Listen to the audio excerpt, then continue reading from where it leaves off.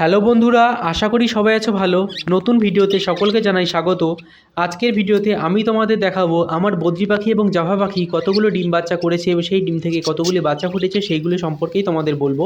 তো আমার এখানে এক পেয়ার জাভা পাখি এবং 3 পেয়ার কিন্তু বদ্রি পাখি রয়েছে। তো বদ্রি পাখি দিয়েই শুরু করা যাক।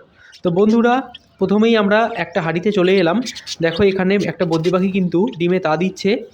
তো আমি কিন্তু ডিমগুলো একটু দেখার চেষ্টা করলাম কিন্তু দেখতে পারলাম না। এবং নেক্সট হাঁড়িতে আমরা যাই। নেক্সট হাঁড়িতে কিন্তু গিয়ে আমরা হাঁড়িটা ফাঁকা দেখলাম। তো আমার এখানে 3টে যেহেতু বদ্রি পাখি রয়েছে 3 পেয়ার, সেই জন্য কিন্তু আমি এখানে 4টে হাঁড়ি দিয়েছি। তো একটা হাঁড়ি অবশ্য ফাঁকা থাকবেই। তো বন্ধুরা, এবার নেক্সট হাঁড়িতে আমরা দেখতে পাচ্ছি মা পাখিটি কিন্তু তার বাচ্চাকে খুব সুন্দরভাবে কিন্তু খাইয়ে দিচ্ছে। এই পাখিটি কিন্তু টোটাল 6টা ডিম পেড়েছিল, সেখান থেকে আমি 2টো বাচ্চা এখানে দেখতে পাচ্ছি। বাকিগুলো হয়তো ফুটেছে বা ডিম রয়েছে এখনও, সেটা দেখা যাচ্ছে না। তো বন্ধুরা, আমি সকালে কিন্তু চিড়ে ভিজিয়ে খেতে দিয়েছিলাম। পাখির বাচ্চা ফুটলে কিন্তু তোমরাও সফট ফুডটা একটু বেশি করে দেবে, তাহলে বাচ্চা খেতে অনেক সুবিধা হবে এবং বাচ্চাগুলি কিন্তু খুব তাড়াতাড়ি বড় হয়ে উঠবে। এবার চলো নেক্সট হাঁড়িতে আমরা দেখি। তো বন্ধুরা, পরের হাঁড়িতে আমরা দেখতে পাচ্ছি এখানে দেখো 5টা ডিম রয়েছে। এবার জাভা পাখির কাছে দেখা যাক। তো জাভা পাখির হাঁড়ির কাছে কিন্তু আমরা চলে এলাম বন্ধুরা। আমার কিন্তু এখানে একটা পেয়ার জাভা পাখি রয়েছে, যার থেকে কিন্তু এই ডিসেম্বরেই কিন্তু প্রথম ক্লাচে আমি 3টে বাচ্চা করতে পেরেছি।